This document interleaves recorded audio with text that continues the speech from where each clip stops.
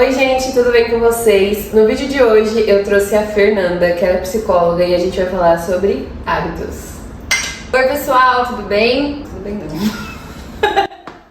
Falou, sou psicóloga, sou especialista em terapia cognitivo-comportamental, então eu acredito que vai casar muito os nossos assuntos como nutrição, hábitos, comportamento, saúde mental, e hoje a gente vai trazer um pouco desse conteúdo para vocês. Então, para começar, Fê, eu acho legal a gente falar um pouquinho do que é um hábito, né, para as pessoas, e até mesmo do que envolve, assim, todas as questões psicológicas também, aquilo que a gente comentou de diferenciar um hábito de comportamento, o quanto isso é importante para que o pessoal entenda, né, o que eles podem notar nos comportamentos deles, do que pode virar hábito, principalmente também em relação à alimentação e tudo mais, assim. Perfeito.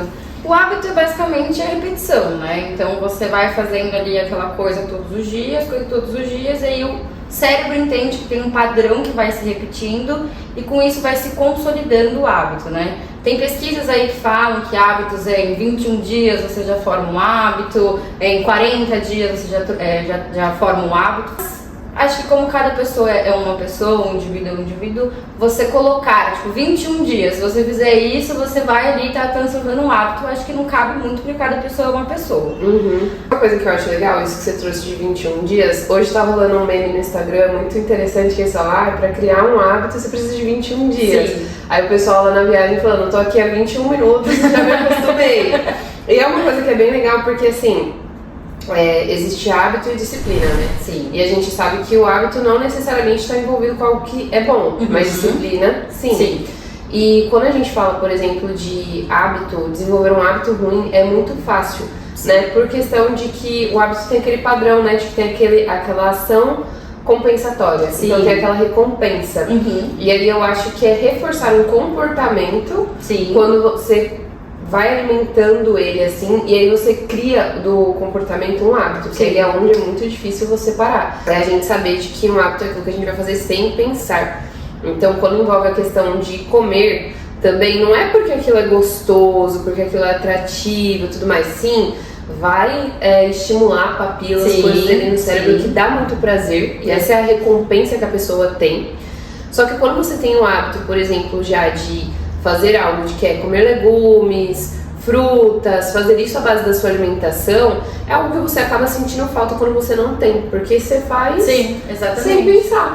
Já criou ali o hábito em si, então não está literalmente associado, né, ao prazer, ao gostoso de ser, mas é um pouco mais perigoso, vamos colocar dessa forma assim. Por exemplo, o chocolate, por ter altas doses de gordura e açúcar, a gente sabe que vai proporcionar um prazer imediato ali. Exato. E aí, por isso que muitas vezes, por exemplo, quando uma pessoa está muito ansiosa, uma pessoa está mais depressiva, ela procura o consolo na alimentação. Sim. Porque você já está ali, né, com o sistema nervoso muito ativado, você tá nada relaxado, você tá triste, então você precisa de uma recompensa imediata. Sim. E aí pode entrar essa parte de hábitos ruins, não querendo dizer que a alimentação, você se alimentar é ruim, mas você procurar um conforto das suas emoções dentro da alimentação, por exemplo, com uma compulsão, quando você estiver ali numa ansiedade, aí você quer livrar aquela emoção que te traz um desconforto, né? E você vai lá e come 2 barras de chocolate inteira. Isso já é um hábito ruim. Envolve alimentação, claro, mas é uma parte que pega muito essa parte do emocional e o alimentar. Então, como esses dois estão sempre lado a lado. E aí uma coisa que você trouxe legal, que fez eu lembrar também, sobre a questão da depressão e ainda na questão do hábito em si, né? Que a gente sabe que o hábito ele é gatilho, ação e recompensa. E aí quando a gente fala da depressão, da compulsão e do comportamento. Eu tenho muitos casos, escuto bastante também, por o prazer no alimento, porque ela não encontra no cérebro, na vida. No dia a dia. Exato, então ela procura no alimento, mas ela não tem a vontade de comer, porque pra ela comer é um saco. E aí quando ela quer comer, ela vai comer coisas que são rico em gordura e açúcar. Porque se tem uma coisa que hoje em dia as pessoas não sabem fazer, que realmente é difícil, mas porque se perdeu o costume, é na questão do comer intuitivo, porque a sua mente sabe o que você quer, o seu corpo sabe o que você quer. Então, por exemplo, quando você está em um momento triste ou quando você está buscando prazer, por que o corpo quer alimentos gordurosos e açúcar, cheio de açúcar? porque ele sabe que aquilo vai trazer aquele prazer momentâneo pra ele. Exatamente. E eu acho que essa parte, por exemplo, da depressão, né, que a gente entrou, envolve muito literalmente um exemplo de como que forma o hábito, né? Por exemplo, quando você está depressivo, você já fica mais na cama, você muitas vezes não quer nem tomar um banho, não é que não quer, né? Você não consegue tomar um banho, você não consegue sair, você não consegue socializar, e aí pega aquela questão que a Thay falou do looping, né, do hábito, né, que fala da deixa, do gatilho e da recompensa. O gatilho ali seria a situação da pessoa tá ali na cama, por exemplo, não consegue ter esse prazer, buscar esse prazer, não consegue diminuir ali as questões internas, né, emoções desconfortantes, pensamentos desconfortantes. E aí você vai lá e você vai pegar a deixa, né? O que seria a deixa? Seria o alimento gorduroso, açúcar, todos esses afins, né?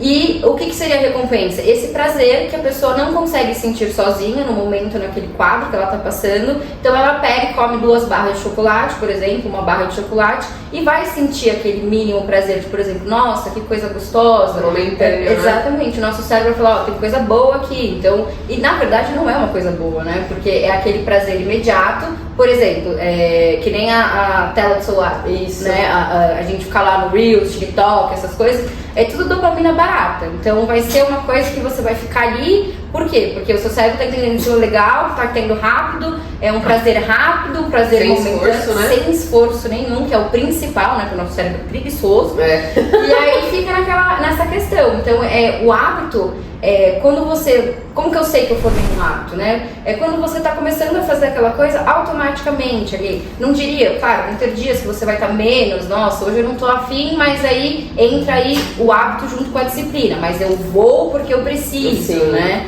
Então, essa repetição, claro, não vou dar dias aqui, 21 dias você forma um hábito, mas é a repetição de algo diariamente que vai fazer com que você forme um hábito. Importante a gente ressaltar que, assim, o problema não tá em comer o chocolate, o bolo, o suspiro da avó, aquele alimento comfort food que tem, mas a questão daquilo realmente virar um hábito, virar uma rotina que você tenha no seu dia a dia de consumir aquilo com maior frequência. Perfeito. Porque aí é onde você vai ter, o pouco, nessa geração ansiosa, né? Sim, a gente tava falando, cara, a gente quer tudo pra ontem. Exatamente. Vamos começar a trabalhar hoje e comprar um apartamento amanhã, por que não?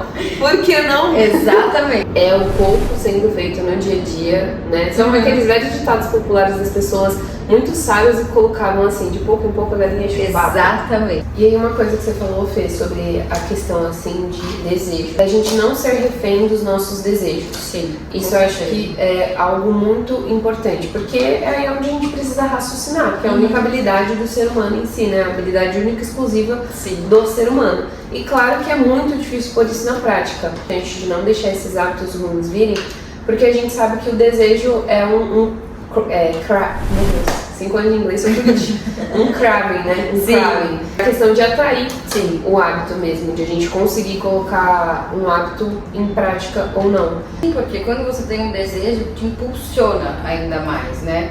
Então, por exemplo, quem tem desejos a hábitos ruins, coisas ruins, você transformar esse hábito, você cravar esse hábito é muito mais fácil. Por que é difícil a gente, por exemplo, uma pessoa que nunca fez atividade física começar a fazer uma atividade física, uma pessoa que nunca se alimentou bem, começar a se alimentar bem, né? Porque o desejo dela ainda não descobriu qual é o desejo dela sobre aquela situação. Então, por exemplo, quero mudar o hábito da alimentação, quero me alimentar melhor. A pessoa que foi sempre acostumada a comer coisas gordurosas, a comer açúcares em excesso e tudo mais, não consegue enxergar um desejo, por exemplo, naquela salada, naquele arroz, naquele feijão. Então eu acho que o desejo, como você falou, é uma ponte de como se te puxasse para aquela formação do hábito, sabe? Então você definir o desejo, por exemplo. Sim. E eu acho que o que acontece muito no hábito é porque tem a questão de que o cérebro ele vê o gatilho e ele antecipa o desejo, né? Ele antecipa aquela reação de desejo. E aí, explicando até mesmo e trazendo numa questão de comportamento, como que a atividade física é mais fácil de implementar na rotina do que a mudança da alimentação. Que isso é frase, gente, de qualquer desportista. Nossa, eu treino, faço atividade física, mas a alimentação pra mim é difícil. Porque a recompensa na mudança de hábito alimentar, ela é algo futuro. Então você não consegue ver a recompensa ali na hora que você está comendo. É muito difícil. Você vai ter aquela questão assim de dever cumprido, de estar fazendo sua parte, de leveza que a alimentação traz para você. Não consegue enxergar, por exemplo, o seu resultado, porque você, ao invés de comer uma pizza, você comeu o seu frango com legumes e salada. Ao contrário da atividade física, que por você se movimentar, já gera maiores doses de dopamina, serotonina, então já traz aquele benefício. E aí é uma coisa que, como nutricionista esportista, eu falo, e observando o comportamento, é muito importante você começar a atividade física, porque você fazendo atividade física meio que te molda para você conseguir ter uma alimentação melhor, pelo fato de que você já vai estar com níveis de dopamina e serotonina melhores, e você não vai buscar isso no alimento. E é uma maneira de você se inserir em um ambiente mais saudável. As pessoas que você está ali no dia a dia, então começar com uma atividade física é exatamente uma coisa que vai te colocar ali naquele mundo. Sei lá, o primeiro passo, vamos começar uma atividade física. Porque você vai começar a ver pessoas que estão fazendo aquilo, vai querer um resultado melhor, vai começar a se questionar mesmo. Por exemplo, olha, já entrei na atividade física, agora qual que é o próximo passo? Então, sei lá, vou começar a prestar atenção na alimentação. Por quê? Porque eu estou vendo o resultado, mas eu quero um resultado melhor, por exemplo. Então, você encaixar até estratégias para você começar a ter uma alimentação mais saudável dentro da sua rotina é super importante. Então, ambiente, amizades, relacionamentos, todas as pessoas que estão à sua volta, o lugar onde você vai, as coisas que você pensa, as coisas que você vê, tudo isso forma a questão do hábito e vai formar hábitos bons ou hábitos ruins. E é muito importante a gente ver como as coisas se linkam. Isso é muito gostoso a gente ver assim que, dependente da área, eu aqui na nutrição, você na psicologia, mas quando é uma verdade, não tem pra onde correr, não tem controvérsias de opinião, que é o que a gente vê muito na internet. Pô, o médico tá falando uma coisa, o nutricionista é outro, o psicólogo outro, então a gente vê aqui que tem essa verdade única ali que se liga, né?